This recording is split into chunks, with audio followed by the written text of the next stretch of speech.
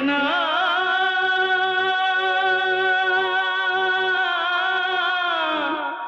कृष्णा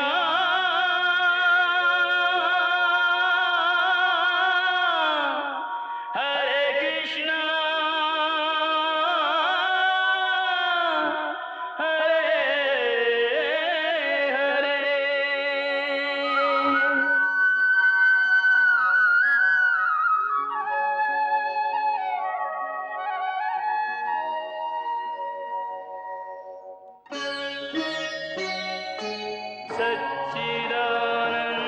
सच्चिदानन्दरूपाय विश्वोत्पत्त्यादिहेतवे तापत्रयविनाशाय श्रीकृष्णाय वयं नमः।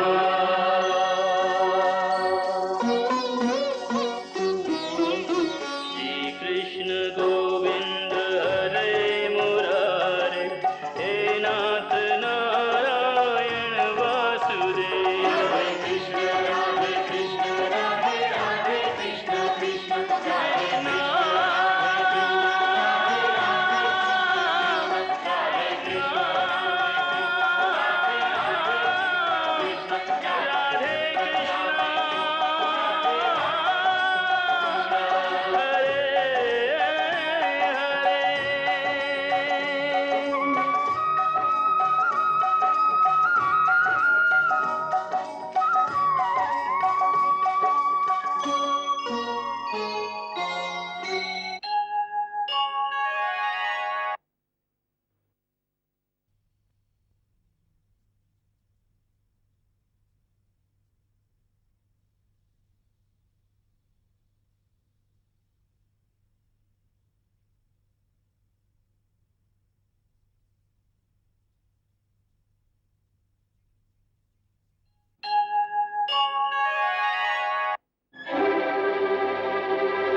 ये कोई पाखंडी है, झूठ मूठ की समाधि का ढोंग रचाकर अपना प्रभाव डालना चाहता है। राजा का स्वागत नहीं, आसन नहीं, जल तक नहीं पूछा। इसी समय इस दुष्ट का वध कर देना चाहिए। अवश्य, ये दंड का अधिकारी है।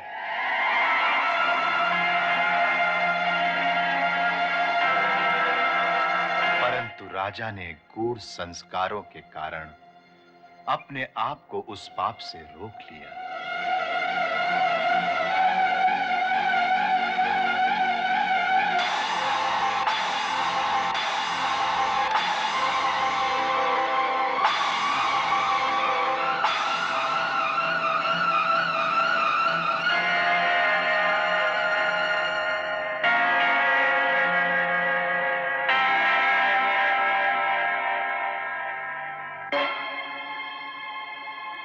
क्रोधवश उन्होंने एक मरा हुआ सांप महर्षि शमीक के गले में डाल दिया।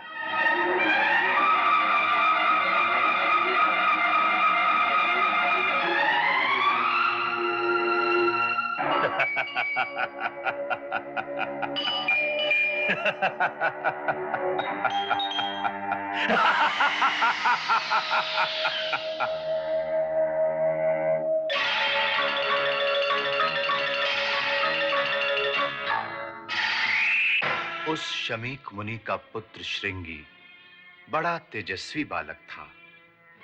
वो उस समय नदी में नहा रहा था। दूसरे ऋषि कुमारों ने वहां जाकर उसे सारा वृत्तांत सुनाया कि किस प्रकार एक राजा ने उसके पिता का तिरस्कार किया है।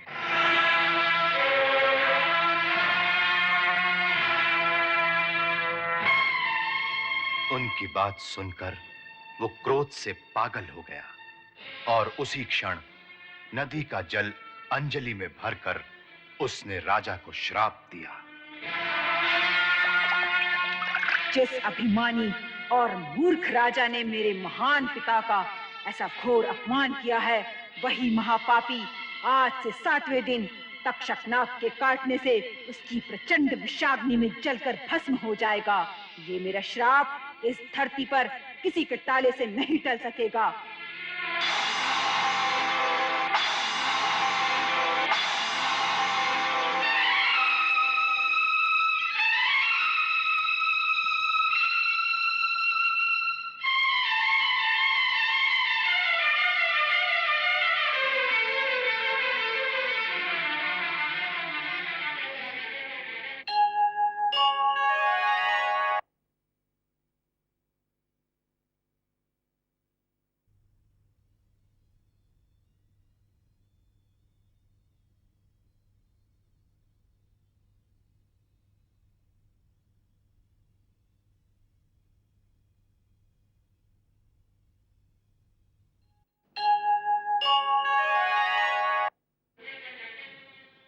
ये विनोद मेरे साथ किसने किया? गुरुदेव, कोई राजा आया था। कोई राजा? हाँ, किसी घमंडी, क्रूर और महापापी राजा ने ये दुष्कर्म किया है, परंतु वो इसका दंड अवश्य भोगेगा। मैंने उसे भयंकर श्राप दिया है। श्राप? हाँ पिताश्री, आपका जो अपमान करेगा वो उस पाप का दंड अवश्य पाएगा। तक्षक नाग के विष में जो भयंकर ज्वाला होती है, आज से 7वें दिन उसी ज्वाला की लपटों में वो पापी भस्म हो जाएगा। तुम जानते हो वो कौन था? नहीं। बिना जाने ही दंड दे दिया।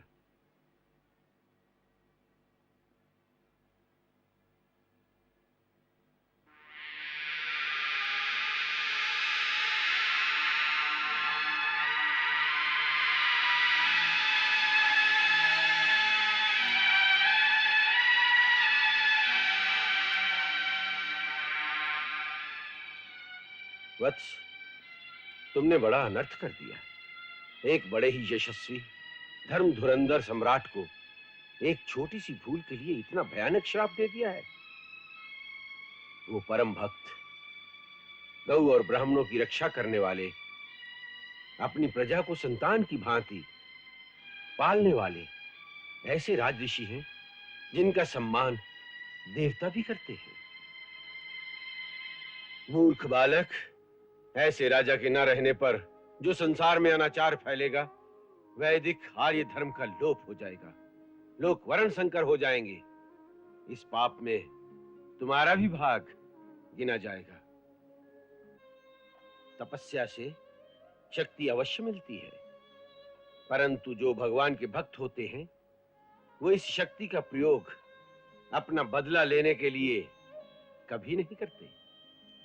भक्त अपने अपमान, आक्षेप अथवा मारपीट का बदला भी नहीं लेते।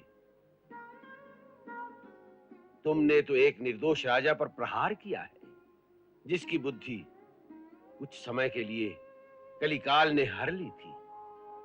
तुमने ये घोर अनर्थ किया है।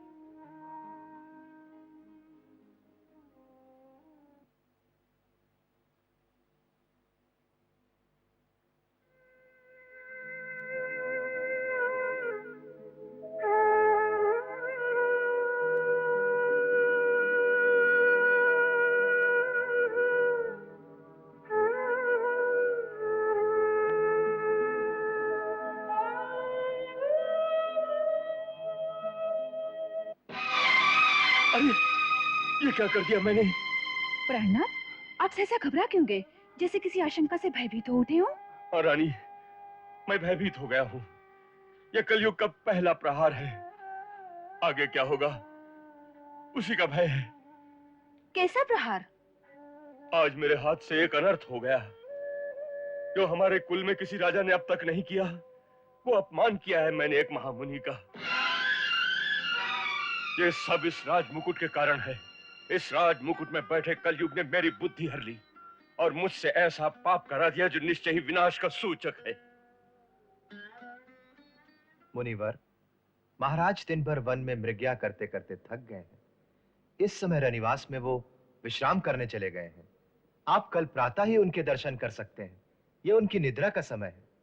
नहीं वत्स, ये उनकी निद्रा का नहीं, जागने का समय है और मैं उन्हें जगाने आया हूं। उन्हें अपनी आती हुई मृत्यु का ज्ञान नहीं है। कल प्रातः तक तो बहुत समय निकल जाएगा, इसलिए मेरा उनसे इसी समय मिलना परम आवश्यक है। इसी में उनकी भलाई है। जाओ, तुरंत उन्हें हमारे आने की सूचना दो। जो आज्ञा मुनिवर।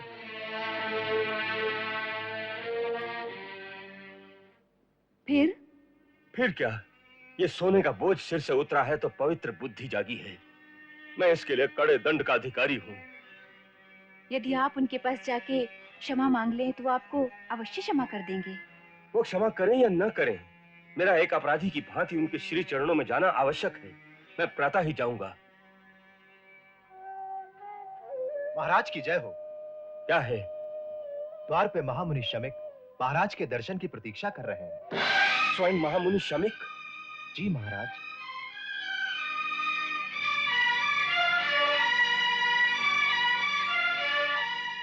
क्या वो क्रोध में हैं?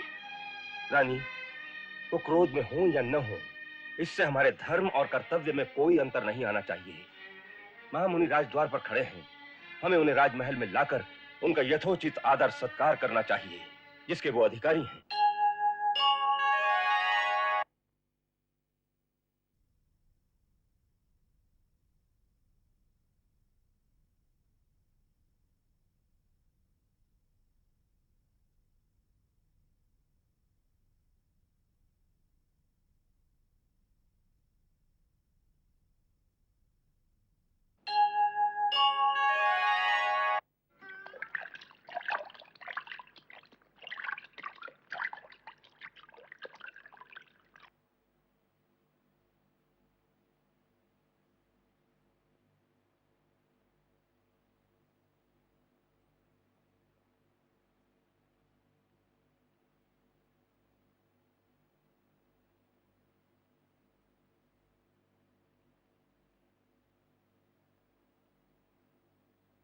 महाराज, आपके आगमन से राजमहल पवित्र हो गया।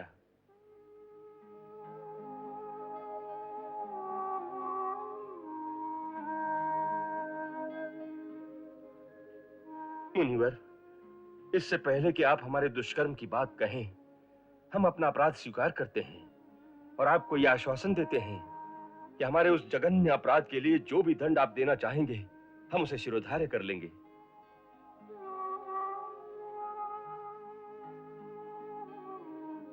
राजन, तुम सचमुच में एक महात्मा हो। हम अपनी दिव्य दृष्टि से देख चुके हैं। जो कुछ भी हुआ वो तुम्हारे राजमुकुट में बैठे हुए कलयुग के प्रभाव के कारण हुआ।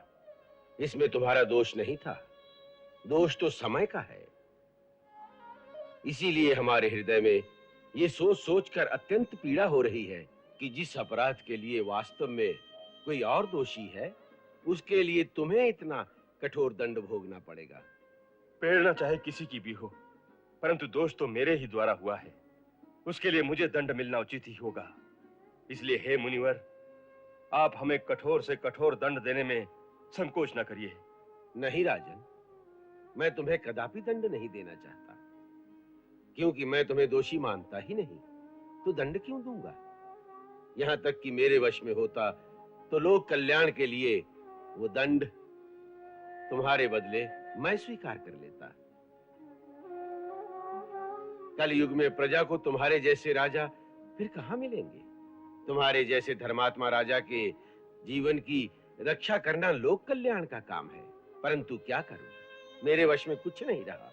तुम्हारा दंड निर्धारित हो चुका है। प्रभु, ये दंड किसने निर्धारित किया है? मेरे पुत्र ऋषिशृंग ने।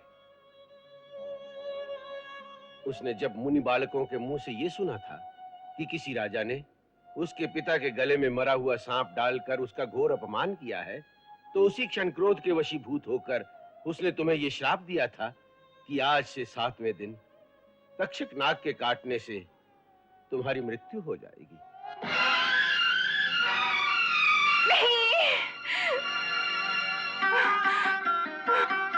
रानी, इन्हें रनिवास में ले जाओ। जो आज्ञा।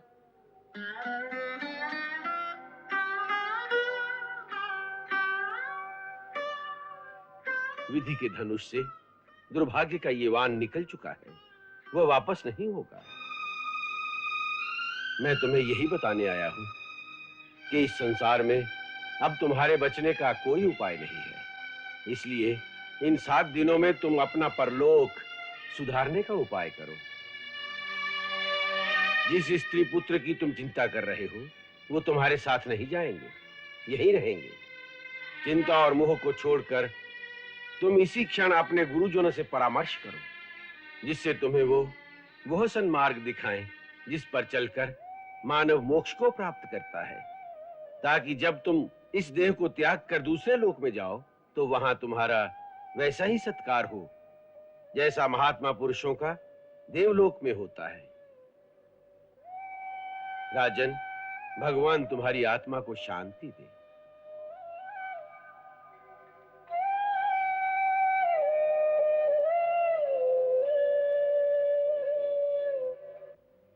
महाराज परीक्षित, इस प्रकार सहसा अर्धरात्रि के समय आने का कारण? सब कुशल तो है ना? गुरुदेव, मुझे अभी अभी पता चला है कि महामुनि शमीक के पुत्र श्रृंगी ऋषि ने मुझे शाप दिया है, जिससे आज से 7वें दिन मेरी मृत्यु हो जाएगी। भगवान, मैं ये जानने के लिए आपके पास आया हूं कि जिस मनुष्य के जीवन के केवल 7 दिन रह जाएं, वो ऐसा क्या करे, कौन सा कर्म करे जिससे उसका परलोक संवर जाए, वो मुक्ति पा सके। राजन, जिसे मुक्ति की कामना हो उसके पास एक ही मार्ग है, भक्ति का मार्ग। परंतु प्राणी के हृदय में भक्ति का भाव किस तरह प्रवाहित हो, भक्ति का बीज किस तरह अंकुरित हो, इसका कोई सरल साधन है? है, अति सरल साधन है। भगवान वेदव्यास ने लिखा है कि यत् फलम नास्ति तपसा न योगेन समाधिना तत्फलम लभते सम्यक कलौ केशव कीर्तनात्। अर्थात जो फल तपस्या, योग एवं समाधि से भी नहीं मिलता, कलयुग में वही फल श्री हरि कीर्तन अर्थात कृष्ण लीला का गान करने से सहज ही मिल जाता है। इसलिए तुम श्रीमद् भागवत कथा का श्रवण और कीर्तन करो। उसमें श्री कृष्ण की दिव्य लीलाओं का पवित्र वर्णन है। उसी के श्रवण से उत्पन्न हुई भक्ति ही तुम्हारे मोक्ष का कारण होगी। ऐसा है तो गुरुदेव, अपना सेवक जानकर मुझे भागवत कथा का दान दीजिए। राजन, इस समय उसके पूर्ण अधिकारी भगवान वेदव्यास के पुत्र भगवान शुकदेव ही हैं। तुम उनकी शरण में जाओ, वो अवश्य तुम्हें श्रीमद् भागवत कथा अमृत का पान कराएंगे। ज्ञान के पर्वत ध्यान के सागर बाल यति शुकदेव कहाए। वेद समस्त और शास्त्र सभी मुनिराज के मानस माही समाए। ऐसे महातपधारी के द्वार पे याचक बन के परीक्षित आए। जान मनोरथ राजन का मुनिराज कृपा के घन बरसाए।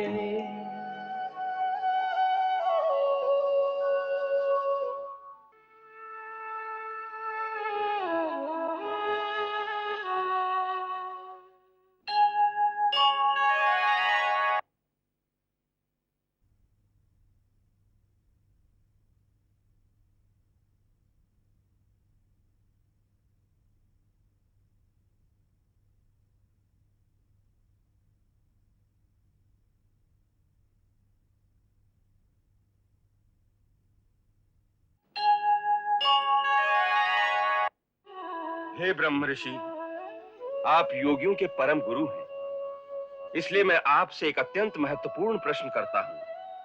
प्रभु, जो पुरुष मृत्यु के द्वार पर खड़ा हो, ऐसे मरणासन पुरुष को क्या करना चाहिए?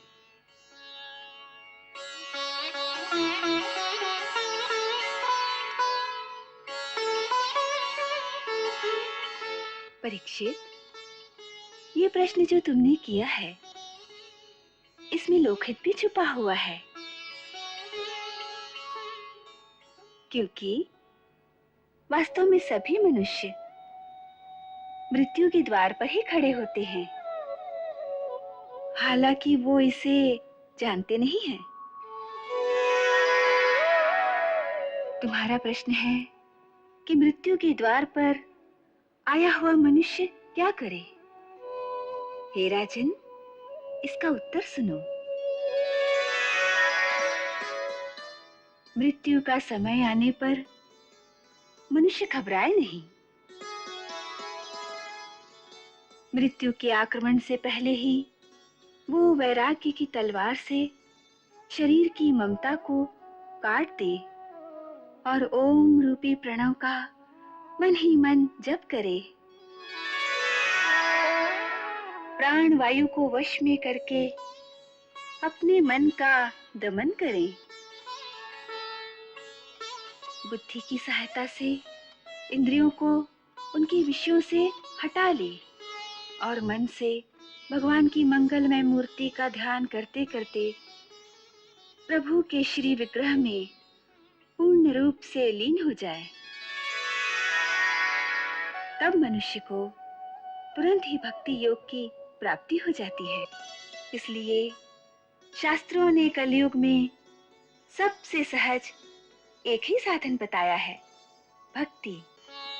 इसलिए हे राजन, मैं तुम्हें भागवत पुराण की कथा सुनाऊंगा, जो भक्ति रस की ऐसी गंगा है कि जो प्राणी एक बार उसमें स्नान कर लेता है वो फिर भक्ति रस की उस नदी से बाहर निकलना ही नहीं चाहता, उसी में डूब जाता है। वही उसका मोक्ष है।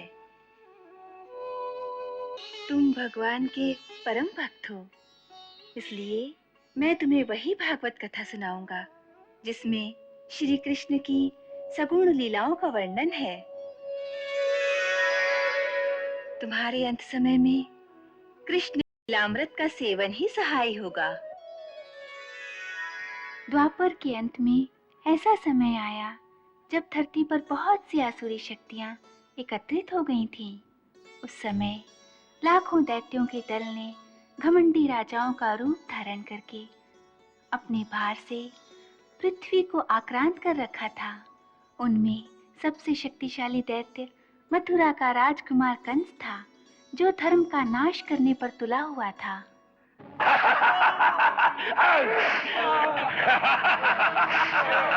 खींचो, मारो।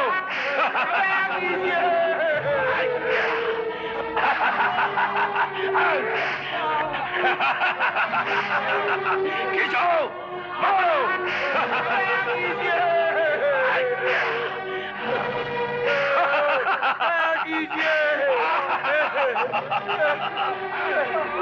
भगवान के लिए कौन भगवान जिसकी पूजा में तुम समय नष्ट करते हो? बुलाओ उसे। यहाँ का भगवान कंस है, वही सुखी रहेगा जो कंस की पूजा करेगा। उन सब के अत्याचारों से पीड़ित होकर माता पृथ्वी, इंद्र, नारद, बृहस्पति और अन्य देवता सहायता के लिए ब्रह्मा जी के पास गए। ब्रह्मा जी ने उन्हें आश्वासन दिया कि कंस आदि असुरों का नाश करने के लिए धरती पर भगवान के अवतार लेने का समय आ गया है। उन्होंने ये भी कहा कि इस बार भगवान श्री कृष्ण ने स्वयं धरती पर जाने का निश्चय किया है। परीक्षित, भाग्य की विडंबना तो देखो। जिस कंस का विनाश करने के लिए भगवान ने स्वयं अवतार लेने का वचन दिया, वही कंस ये नहीं जानता था कि भगवान श्री कृष्ण उसी की बहन देवकी के गर्भ से जन्म लेंगे। चुनांची, समय आने पर कंस ने अपनी बहन देवकी का विवाह एक यदुवंशी राजकुमार वसुदेव के साथ बड़ी धूमधाम से किया।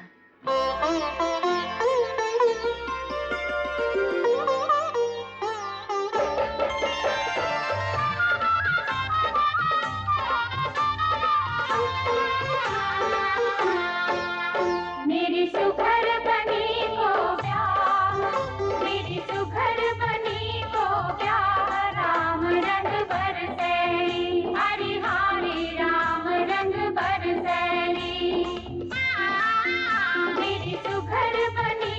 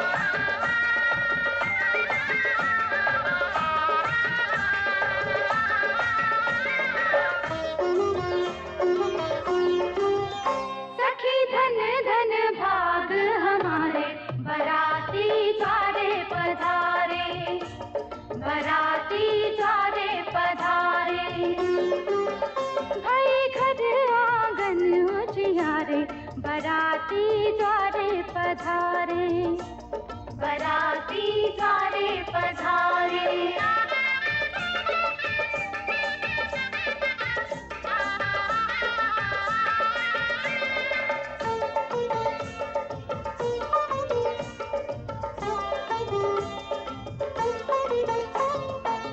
हम स्वागत में नैन बिछाए, इस अवसर पर बलि बलि जाए, इस अवसर पर बलि बलि जाए। मुख देखे फूले न समाए, आए चंदा के संग तारे, बराती द्वारे पधारे, बराती द्वारे पधारे।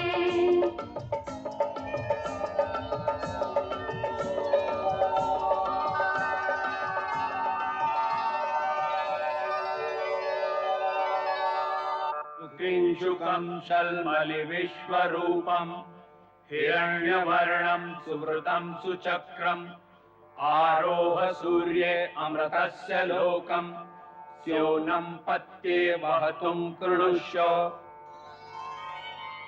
अन्तरिक्षरारिजवसन्तु पन्था ये भी सखायो यन्ति नो वरेण्यं समर्यमासं भगुनो निनीयात् संजासपत्यं स्वयमस्तु देवाः।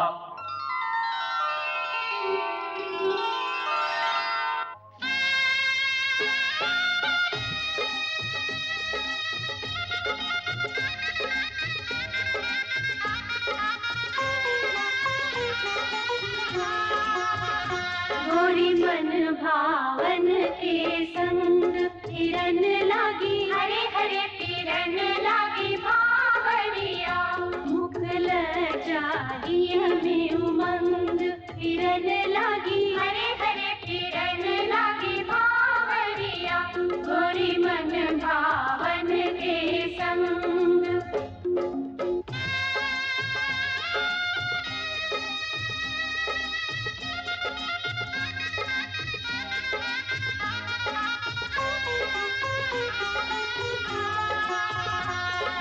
मोद मनावे सखिया गावे हिलमिल मंगलाचार, मोद मनावे सखिया गावे हिलमिल मंगलाचार। मन ही मन सब इस जोड़ी को देख आशीष हजार। किरण लागी, हरे हरे किरण लागी भावरिया। गोरी मन भावन के संग किरण लागी, हरे हरे किरण लागी भावरिया। गोरी मन भावन के संग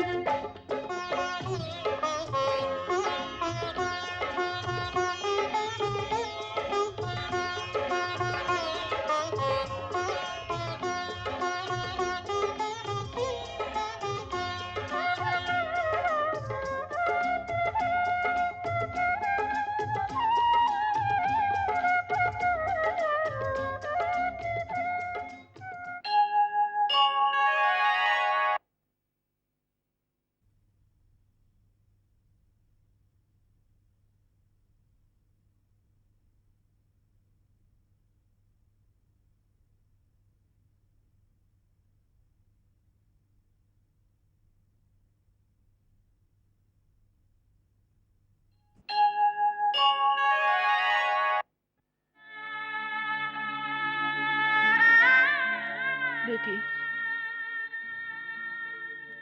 तेरे भाग्य की तुलना किसी और से नहीं हो सकती। इतना अच्छा ससुराल, ऐसा सत्यवादी पति। भगवान करे तू सदा सुखी रहे। ना बेटी, ऐसे शुभ अवसर पर रोते नहीं बेटी। माँ, क्या बात है बेटी? कुछ कहना चाहती हो?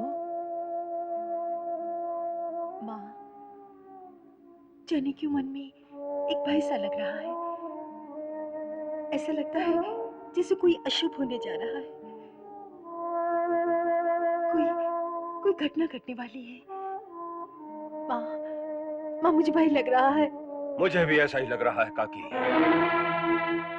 हाँ काकी, मुझे भी ऐसा ही लग रहा है। मेरे मन में भी जाने क्यों एक अज्ञात सा भय सिर उठा रहा है, जैसे कोई अनहोनी होने वाली हो। बड़ा भाई होकर इसे सांत्वना देने की जगह तो इसे और भी भयभीत कर रहा है। तेरे जैसे योद्धा को तो भय का नाम भी नहीं लेना चाहिए बेटा।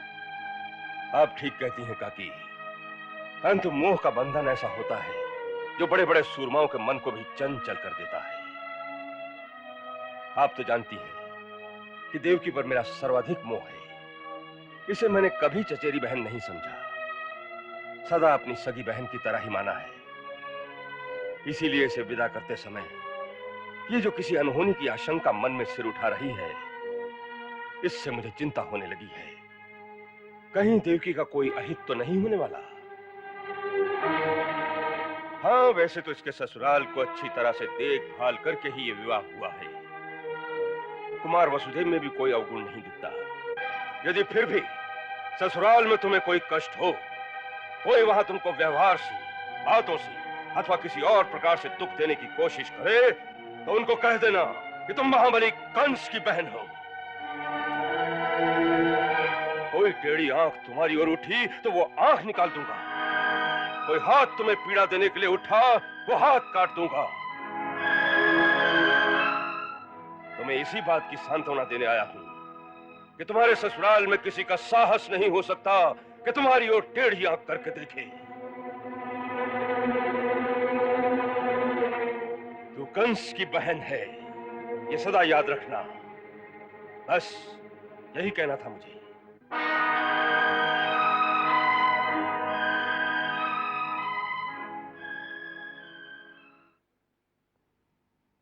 देख बेटी, जो भाई ने कहा वो कभी याद न रखना। इससे न तू सुखी रहेगी, न तेरा ससुराल सुखी होगा, और न ही तेरा कभी घर बसेगा। ससुराल में जाना तो मैके को भूल जाना, क्योंकि अब वही तेरा घर है। उस घर में तेरे जाने से सुख की वृद्धि हो, यही तेरे जीवन का उद्देश्य होना चाहिए। वहां यदि कोई तेरे विपरीत भी हो, तेरा अहित चाहता हो, तो उसे भाई के जोर से नहीं, अपनी सेवा और स्नेह के जोर से अपने अधीन कर लेना। सेवा और स्नेह यही नारी जीवन के मूल आदर्श हैं। जो नारी आदर्श की इस सीढ़ी पर खड़ी होती है, वही घर में सबसे ऊंची दिखती है, और उसी की वहां पूजा भी होती है। बेटी, मेरे ये विदा के वचन भूल न जाना। इन्हें माला बना के अपने गले में डाल लो बेटी। वचन विदा के मत जइयो रे, भुला के माला इनकी बना के लाड़ो ही से लगाए रखियो। हो वचन विदा के मत जइयो रे, भुला के माला इनकी बना के लाड़ो ही से लगाए रखियो।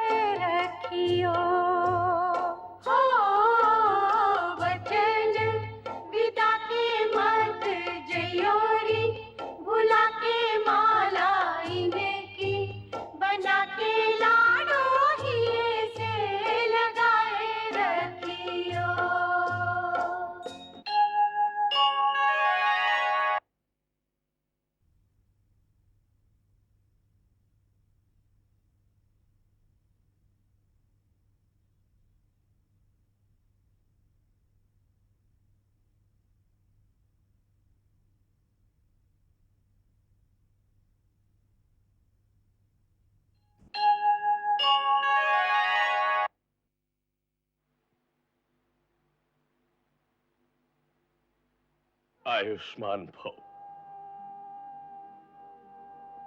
कुमार, आज तक की हमारी थी, आज से तुम्हारी हो गई। अब इसकी सुख सुविधा तुम पर निर्भर है। वत्स, पत्नी पति का आधा अंग होती है। आपातकाल में अपने शरीर, अपने प्राणों से भी पहले पत्नी की रक्षा करना पुरुष का धर्म है। जिस प्रकार धरती अपने समस्त बालकों का बोझ उठाकर चलती है, उसी प्रकार पतिव्रता नारी भी अपने पति के कुल की मर्यादा को अपने कंधों पर लेकर चलती है। सो जिस प्रकार मनुष्य धरती को पूजता है, उसी प्रकार मनुष्य के लिए पत्नी भी पूज्य होती है।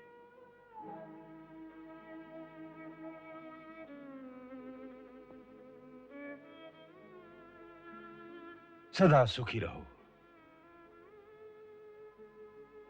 कुमार वसुदेव, देवकी मेरी सबसे प्यारी बहन है। मुझे केवल इतना विश्वास दिलाओ कि तुम्हारे घर में उसे कोई दुख नहीं पहुंचेगा।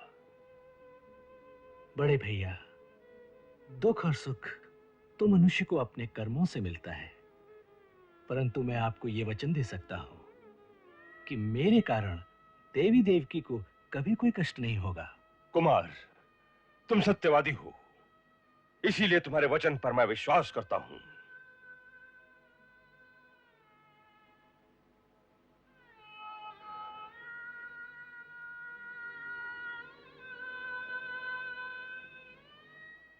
चलो देवकी, आज मैं तुम्हारा सारथी बनता हूं। तुम्हारा रथ चलाकर तुम्हें कुमार के महल तक छोड़ आता हूं। चलो बहन।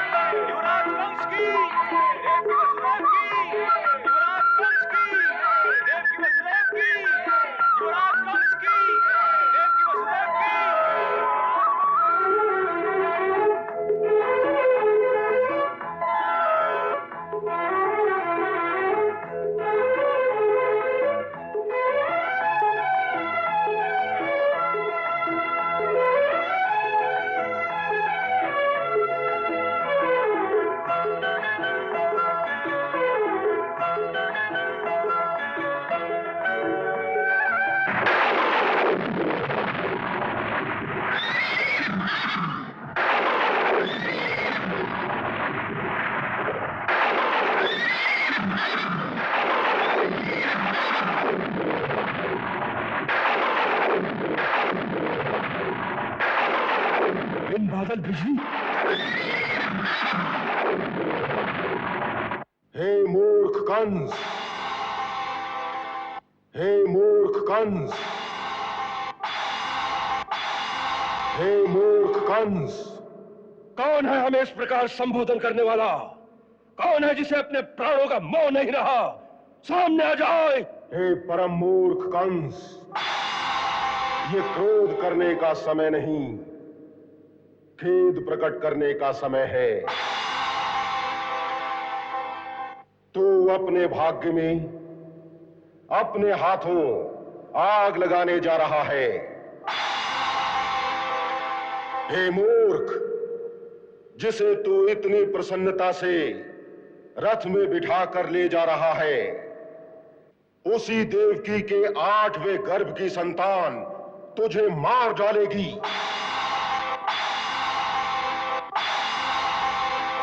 इसका 8वां गर्भ तेरा काल होगा, तेरा काल होगा, तुझे मार डालेगा। तेरा काल होगा, तुझे मार डालेगा। तेरा काल होगा।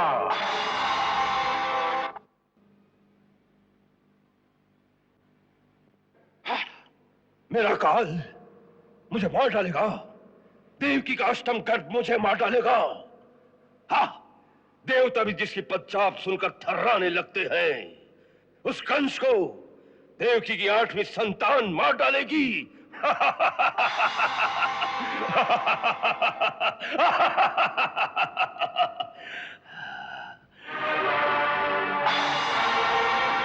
मैं अपने मृत्यु के मूल कारण को ही ध्वस्त कर दूंगा।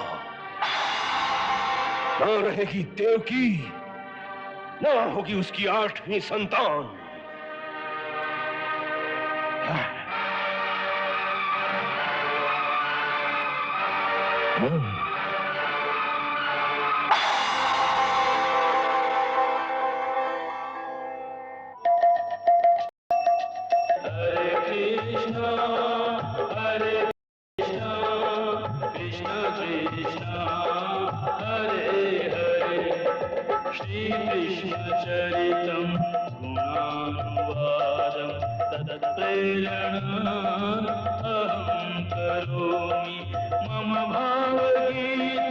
हृदयस्य प्रीतं त्वत्पद्मपादे समर्पयामि। हरे राम राम राम हरे हरे, हरे कृष्ण कृष्ण कृष्ण हरे